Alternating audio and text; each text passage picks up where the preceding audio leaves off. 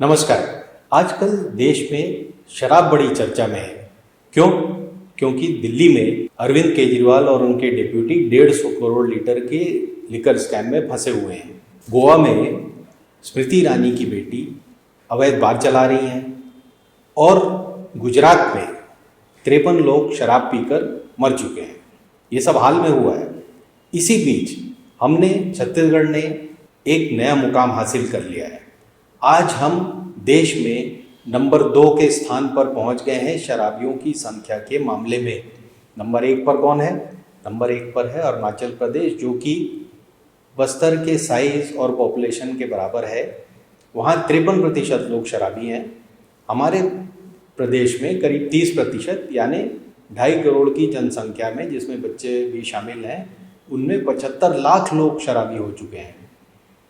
और इन 75 लाख लोगों में करीब 5% महिलाएं भी शामिल हैं। यही नहीं, ये 75 लाख लोग साल भर में करीब 1.5 करोड़ लीटर अंग्रेजी शराब पी जाते हैं, 18 लाख लीटर देसी पी लेते हैं और करीब 1 करोड़ लीटर मॉल्ट विस्की या मॉल्टेड शराब जिसे कहा जाता है वो पी जाते हैं।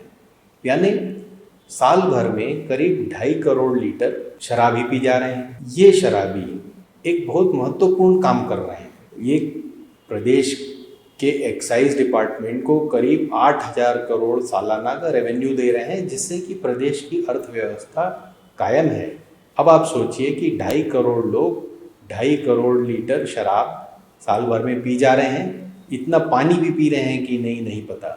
अब आप ये देखिए कि श्री कृष्ण कुमार गांधी, जो कि डॉक्टर रमन सिंह की कैबिनेट में मंत्री रह चुके हैं, उन्होंने एक बहुत महत्वपूर्ण सजेशन दिया है। तो समिति को भी चाहिए कि भांग की ओर, गांजा की ओर हम कैसे आगे बढ़ें। उनका कहना है कि हमें प्रदेश में चरस, गांजा, भांग इसकी खपत बढ़ानी चाहिए। गांधी जी बहुत कमाल के सजेशन लाए हैं।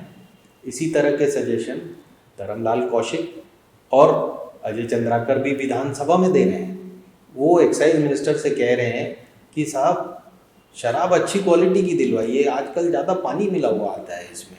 प्रदेश में शराबियों की जनसंख्या बढ़ाने में भाजपा और कांग्रेस दोनों का बराबर का हाथ है।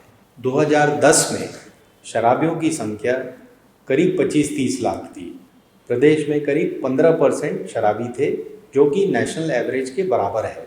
लेकिन साल दर साल 10% के हिसाब से हमने बढ़ोतरी की है। इसका कारण है शराबियों के पितृ पुरुष श्री अमर अग्रवाल। इन्होंने 2016 में एक नई पॉलिसी लाई, एक्साइज पॉलिसी, जिसके अंतर्गत अब शराब के सारे ठेके सरकार खुद चलाती है। इससे रेवेन्यू तो बढ़ी और इसी वजह से शायद बघेल सरकार ने भी यह व्यवस्था कायम रखी है। अब इस व्यवस्था का परिणाम देखिए कि कोविड काल में भी हमने अपने एक्साइज टारगेट्स पूरी तरह से हासिल किए। ज़ोमैटो की तरह घर पहुंच सेवा प्रोवाइड की गई पूरे कोविड काल में, और शायद अभी भी कायम है क्योंकि वो सर्कुलर विड्रॉ नहीं हुआ है। अब हम शराबियों की संख्या बढ़ाने में ध्यान दे रहे हैं, एक्साइज रेवेन्यू बढ़ाने में ध्यान दे रहे हैं, या हमें अपनी कौम की भी चिंता है। अभी तक जो आंकड़े मैंने आपको दिए वो तो सरकारी थे। मैंने एक शराब ठेकेदार से पूछा कि क्यों भाई साहब ये आंकड़े सही हैं? तो उन्होंने कहा कि 2.5 करोड़ लीटर शराब तो सरकारी है, इतनी ही करीब 2.5 करोड़ लीटर अवैध रूप से भी अवेलेबल है मार्केट में, जिसके की रेवेन्यू कलेक्शन अलग ढंग से होते हैं। और ये सबकी जानकारी में मुझे ज़्यादा बताने की ज़रूरत नहीं है इस बारे में।